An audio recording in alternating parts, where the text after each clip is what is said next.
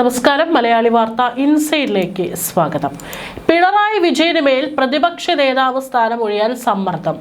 ആരോഗ്യ കാരണങ്ങൾ ചൂണ്ടിക്കാട്ടി സ്ഥാനം ഒഴിയുന്നതാണ് നല്ലതെന്ന അഭിപ്രായമാണ് പാർട്ടി സെക്രട്ടറി എം.എ. ബേബിക്കുള്ളത്. വിവിധ ജില്ലാ കമ്മിറ്റികളിൽ നിന്ന് പിണറായിക്കും എം.വി. ഗോവിന്ദനുമെതിരെ രൂക്ഷ വിമർശനമുയർന്ന സാഹചര്യത്തിലാണ് കേന്ദ്ര നേതൃത്വത്തിന്റെ മനംമാറ്റം. CPM-ന് ഇത്തരം ഒരു നീക്കം നടാടെയാണ്. പാർട്ടി അഖിലേന്ത്യാ സെക്രട്ടറി എം.എ. ബേബിയുടെ താല്പര്യം ഇതുതന്നെയാണെന്ന് മനസ്സിലാക്കുന്നു. എം.എ. ബേബി പിന്നണിയിൽ നിന്നാണ് കളിക്കുന്നത്. ജില്ലാ കമ്മിറ്റികളിൽ ഭൂരിപക്ഷവും പിണറായിക്കെതിരെ തിരിഞ്ഞാൽ തന്റെ ജോലി എളുപ്പമാകാനാണ് സാധ്യതയെന്ന് കരുതി 5-ലധികം PB അംഗങ്ങൾ പിണറായിയെ എതിർക്കുന്നു. ഓൺലൈൻ PB യോഗത്തിലാണ് നീക്കം. പാർട്ടി കോൺഗ്രസ് പിണറായിക്ക് ഇളവ് നൽകിയിരുന്നു. തൽക്കാലം പിണറായിയെ തുടരാൻ അനുവദിച്ച ശേഷം ഒഴിവാക്കാനാണ് നീക്കം.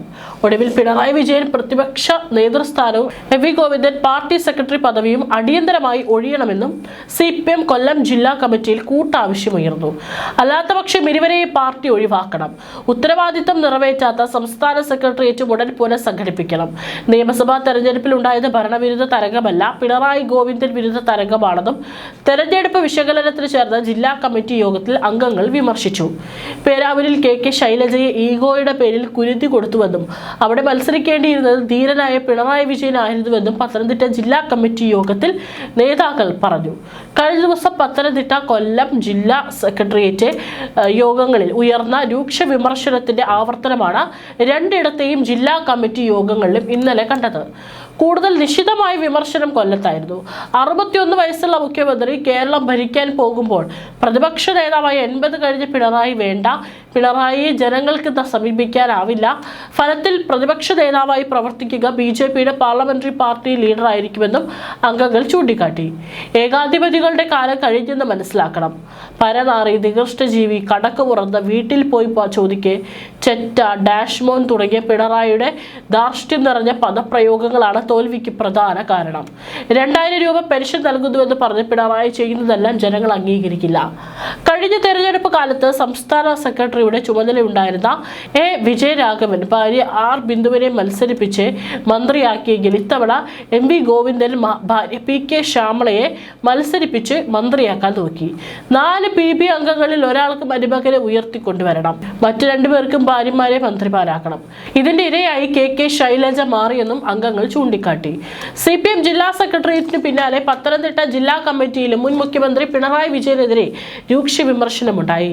പേരാവൂരിൽ KK ശൈലജയെ മത്സരിപ്പിക്കാതെ പിണറായി തന്നെ മത്സരിക്കണമായിരുന്നുവെന്ന് വിമർശനമുയർന്നു. മുൻ മന്ത്രി വീണ ജോർജിനെതിരെയും ജില്ലാ കമ്മിറ്റിയിൽ വിമർശനമുണ്ടായി.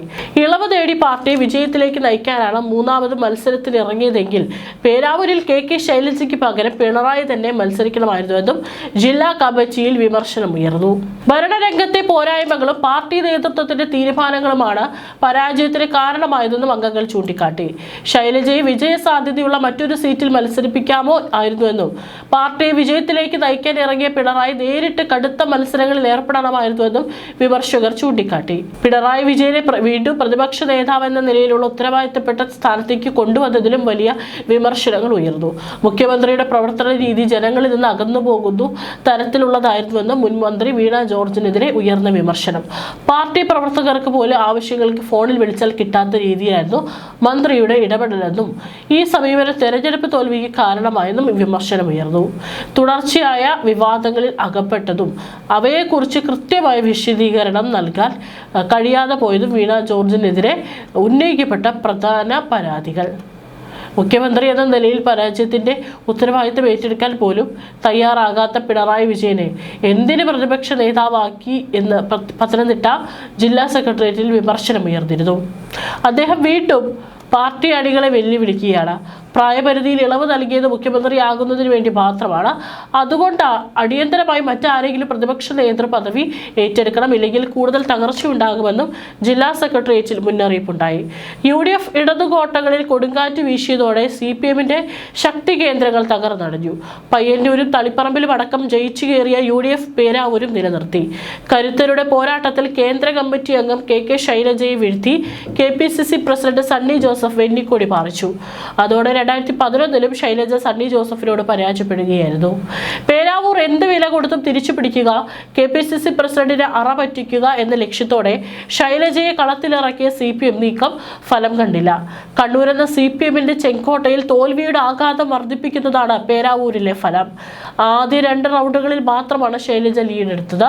3-ാം റൗണ്ട് മുതൽ ലീഡെടുത്ത സണ്ണി ജോസഫ് പിന്നീട് പടിപടിയായി ലീഡ് വർദ്ധിപ്പിച്ചു. അതോടെ ഇടത് ക്യാമ്പിലെ പ്രതീക്ഷയേറ്റു. ഭൂരിപക്ഷം 10,000 കടന്നതോടെ ശൈലജയും പാർട്ടിയും വൻ തോൽവിയിലേക്ക് നീങ്ങി. മട്ടന്നൂരിൽ DYFI സംസ്ഥാന സെക്രട്ടറി VK സനോജിനെ മത്സരിപ്പിക്കാൻ തീരുമാനിച്ചതോടെയാണ് ശൈലജ പേരാവൂരിലെത്തിയത്. അതോടെ 1.5 പതിറ്റാണ്ടിനപ്പുറം സണ്ണി ജോസഫ് ശൈലജയും വീണ്ടും നേർക്കുനേർ വന്നു. 2021 മട്ടന്നൂരിൽ മത്സരിച്ച് കേരള രാഷ്ട്രീയത്തിലെ റെക്കോർഡ് ഭൂരിപക്ഷം നേടിയ ശൈലജയ്ക്ക് പാർട്ടിക്ക് അപ്പുറമുള്ള വോട്ടുകൾ സമാഹരിക്കാനാകുമെന്ന പ്രതീക്ഷയിലാണ് പേരാവൂരിലുള്ളത്. 1ാം പിണറായി സർക്കാർ ആരോഗ്യമന്ത്രിയായുള്ള പ്രകടനത്തിലൂടെ മുഖ്യമന്ത്രി സ്ഥാനാർത്ഥി പോലും ശൈലജ ചർച്ചകളിലേക്ക് വന്നിരുന്നു. എന്നാൽ കഴിഞ്ഞ ലോക്സഭാ തെരഞ്ഞെടുപ്പിൽ സമാനമായ ഒരു നീക്കം CPM ശൈലജയിലൂടെ നടത്തിയെങ്കിലും തീരുമാനം തിരിച്ചടിയായിരുന്നു ഫലം. വടകര ലോക്സഭാ സീറ്റ് തിരിച്ചു പിടിക്കുക എന്ന ദൗത്യത്തിനിറങ്ങിയ ശൈലജയ്ക്ക് പക്ഷേ ഷാഫി പറമ്പിന് മുന്നിൽ ദയനീയമായി അടിതെറ്റി. എന്നാൽ വടകരയിലെ സ്ഥിതിയായിരിക്കില്ല പേരാവൂരിലെന്ന് പറഞ്ഞാണ് ഇടത് ക്യാമ്പ് തെരഞ്ഞെടുപ്പ് ഗോതയിലിറങ്ങിയത്. 2021 പേരാവൂരിൽ കിതച്ച് ജയിച്ച സണ്ണി ജോസഫ് ഇത്തവണ ശൈലജയ്ക്ക് മുന്നിൽ വീഴുമെന്ന ഉറച്ച പ്രതീക്ഷയും LDF പുലർത്തി. ഉറച്ച പാർട്ടി വോട്ടുകൾക്കൊപ്പം ശൈലജയുടെ ജനപ്രീതിയും കൂടി വോട്ടാകുമ്പോൾ സീറ്റ് തിരിച്ചു പിടിക്കാമെന്ന് പാർട്ടി കരുതി. എന്നാൽ അതൊന്നും ജനവിധിയിൽ പ്രതിഫലിച്ചില്ലെന്ന് വേണം കരുതാൻ. ഇക്കുറി ജനം സണ്ണി ജോസഫിന് കൈകൊടുത്തതോടെ CPMന് വൻ തിരിച്ചടി. 2006 പേരാവൂരിൽ മത്സരിച്ച KK ശൈലജ കോൺഗ്രസിന്റെ സിറ്റിംഗ് MLAമാരായിരുന്ന AD മുസ്തഫയെ 9,199 വോട്ടുകൾക്കാണ് പരാജയപ്പെടുത്തിയത്. മണ്ഡലം രൂപീകൃതമായ ശേഷം ഇടതുപക്ഷം നേടിയ ഏറ്റവും വലിയ വിജയമായിരുന്നു അത് ആവർത്തിക്കുമെന്ന പ്രതീക്ഷ തെറ്റിയെന്ന് മാത്രമല്ല UDF ഭൂരിപക്ഷം ഉയർത്തുകയും ചെയ്തു. ഇടതുവിരുദ്ധ തരംഗം പേരാവൂരിലും ആഞ്ഞടിക്കുമെന്ന UDF അവകാശവാദം ശരിവെക്കുന്നതാണ് കണ്ടത്. കഴിഞ്ഞ ലോക്സഭാ തെരഞ്ഞെടുപ്പിൽ UDF 23,481 വോട്ടുകളുടെ ലീഡാണ് നേടിയിരിക്കുന്നത്. ഏതായാലും 2006 AD മുസ്തഫയെ തോൽപ്പിച്ച UDFിൽ നിന്ന് മണ്ഡലം പിടിച്ചെടുത്ത ശൈലജ 2011 വീണ്ടും മത്സരിച്ച് സണ്ണി ജോസഫിനോട് 3,400 വോട്ടിനോടാണ് തോറ്റത്. പിന്നീട് അങ്ങോട്ട് സണ്ണി ജോസഫ് പേരാവൂരിലും ഇരിപ്പുറപ്പിച്ചു. നിയമസഭയിലേക്ക് 5 തവണ മത്സരിച്ചു. ശൈലജ സണ്ണി ജോസഫിനോട് മാത്രമാണ് തോറ്റത്. 4 ജയങ്ങളോടെ 20 വർഷം MLA ആയിരുന്നു. 1966 2016 കൂത്തുപറമ്പിലും 2026 പേരാവൂരിലും 2021 മട്ടന്നൂരിലും MLA ആയി. 60,963 വോട്ടിന്റെ റെക്കോർഡ് ഭൂരിപക്ഷത്തിലാണ് ശൈലജ കഴിഞ്ഞ തവണ മട്ടന്നൂർ മണ്ഡലത്തിൽ ജയിച്ചത്. എന്നാൽ ഇക്കുറി മണ്ഡലം മാറിയ നീക്കം ലക്ഷ്യം കണ്ടില്ല. സണ്ണി ജോസഫ് വീണ്ടും MLA ആയി തിരഞ്ഞെടുക്കപ്പെട്ടതോടെ പാർട്ടിക്കും ശൈലജയ്ക്കും തിരിച്ചടി. നിയമസഭാ തെരഞ്ഞെടുപ്പ് തോൽവിയുടെ പശ്ചാത്തലത്തിൽ അടിമുടി തിരുത്താനാണ് CPM ആഗ്രഹിക്കുന്നത്. CPM തെരഞ്ഞെടുപ്പ് അവലോകന യോഗങ്ങളിലേക്ക് കടക്കുകയാണ്. തോൽവിയുടെ യഥാർത്ഥ കാരണങ്ങൾ പഠിച്ച് പരിഹരിക്കാതെ ഇരുട്ടുകൊണ്ട് അടയ്ക്കാനുള്ള നീക്കമാണെങ്കിൽ തിരുത്തൽ വീണ്ടും പ്രഹസനമാകുമെന്ന ആശങ്കയിലാണ് അണികളിലേറെയും. പ്രവർത്തകരുടെ വികാരം മാനിക്കാതെ നേതൃത്വം കൈകൊണ്ട ഏകപക്ഷീയ നിലപാടുകളാണ് പാർട്ടിയെ ജനങ്ങളിൽ നിന്നും അകറ്റിയതെന്ന ചിന്ത ശക്തമാണ്. അത് അതേപടി മനസ്സിലാക്കി തിരുത്താൻ നേതൃത്വം തയ്യാറാകുമോ, അതല്ല അണികൾ നേതൃത്വത്തെ തെറ്റിദ്ധരിച്ചതാണെന്ന തരത്തിൽ ഉപായങ്ങൾ തേടുമോ എന്നാണ് അറിയേണ്ടത്. പയ്യന്നൂരിലെയും തളിപ്പറമ്പിലെയും സ്ഥാനാർത്ഥി നിർണായകത്തിലെ പാളിച്ചകൾക്ക് കേരളമാകെ വില കൊടുക്കേണ്ടി വന്നുവെന്ന വിമർശനം ഉയർന്ന സാഹചര്യത്തിൽ ഈ വിഷയങ്ങൾ ജില്ലാ നേതൃത്വം ഇനി എങ്ങനെ കൈകാര്യം ചെയ്യുമെന്ന് അറിയാനാണ് അണികളുടെ കാത്തിരിപ്പ്. ഇടതു നയങ്ങളിൽ നിന്ന് പാർട്ടിയും ഭരണവും വ്യതിചലിച്ചുവെന്ന വികാരം അണികൾക്കിടയിലുണ്ട്. വലതുവൽക്കരിക്കപ്പെട്ട പാർട്ടിയെ ഇടതു നയങ്ങളിൽ ഉറപ്പിച്ചു നിർത്താനുള്ള തീരുമാനങ്ങളാണ് പാർട്ടി ബന്ധുക്കൾ ആഗ്രഹിക്കുന്നത്. ജില്ലാ സെക്രട്ടേറിയറ്റിലെ മുതിർന്ന അംഗം TK ഗോവിന്ദൻ പാർട്ടി വിട്ട് എതിർപ്പാളയത്തിൽ സ്ഥാനാർത്ഥിയായി ജയിച്ചു. ശ്യാമളയെ സ്ഥാനാർത്ഥിയായി അടിച്ചേൽപ്പിച്ചതിന് പ്രതിഷേധമാണ് വോട്ടർമാർ പ്രകടിപ്പിച്ചതെന്ന് വ്യക്തം. സ്ഥാനാർത്ഥി നിർണയത്തിൽ തങ്ങൾക്ക് പിഴവ് പറ്റിയെന്ന് നേതൃത്വം സമ്മതിക്കുമോ? ജയമുറപ്പിക്കാൻ കഴിയുന്ന ഒരു മണ്ഡലവും ജില്ലയിൽ ഇല്ലെന്ന തരത്തിലേക്ക് പാർട്ടിയുടെ ഉരുക്കുകോട്ടകൾ തകർന്നു. ആരുടെ താല്പര്യം സംരക്ഷിക്കാനാണ് ജനങ്ങളെ വെല്ലുവിളിച്ച് ഇത്തരം തീരുമാനങ്ങൾ നടപ്പാക്കുന്നതെന്ന ചോദ്യം തെരഞ്ഞെടുപ്പ് സമയത്ത് തന്നെ അണികളുടെ മനസ്സിൽ രൂപപ്പെട്ടിരുന്നു. ഫണ്ട് വിവാദത്തിൽ ആരോപണ വിധേയനായ TA മധുസൂദനനെ മത്സരിപ്പിക്കാനെടുത്ത തീരുമാനം ശരിയായിരുന്നെന്നും തെരഞ്ഞെടുപ്പ് ഫലം തെളിയിച്ചു. പാർട്ടിയിലെ അഴിമതിക്കെതിരെ പ്രതികരിച്ച് പുറത്തുപോയതിനാൽ പോരാളിയുടെ പരിവേഷകം ലഭിച്ചു.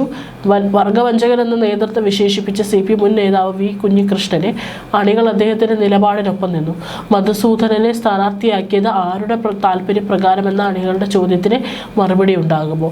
ഫണ്ട് വിവാദം കൈകാര്യം ചെയ്തത് രീതി ശരിയായില്ലെന്ന് സമ്മതിക്കുമോ? ഈ വിഷയം വീണ്ടും പരിശോധിച്ച് ഫണ്ടിന്റെ യഥാർത്ഥ കണക്ക് അണികളെ ബോധ്യപ്പെടുത്താനാകുമോ? കുറ്റക്കാർക്കെതിരെ ശക്തമായ നടപടി ഉണ്ടാകുമോ? സമ്മേളനത്തിൽ ഔദ്യോഗിക പാനലിൽ വേണ്ടപ്പെട്ടവരെ മാത്രം ഉൾപ്പെടുത്തി നേതൃത്വത്തിലെത്തിക്കുന്ന രീതിക്ക് മാറ്റം വരുത്തുമോ? ഔദ്യോഗിക പക്ഷത്തിന് പ്രിയമില്ലാത്തവരെ ഒതുക്കുന്ന രീതിക്ക് മാറ്റമുണ്ടാകുമോ? കേന്ദ്ര കമ്മിറ്റി അംഗം KK ശൈലജയെ മട്ടന്നൂരിൽ നിന്ന് പേരാവൂരിലേക്ക് മാറ്റിയത് തോൽപ്പിച്ച് ഒതുക്കാനാണെന്ന അണികളുടെ സംശയത്തിന് കൃത്യമായ മറുപടി ഉണ്ടാകുമോ? ഇത്തരത്തിൽ പിണറായിക്കെതിരെയാണ് കാര്യങ്ങൾ നീങ്ങുന്നത്.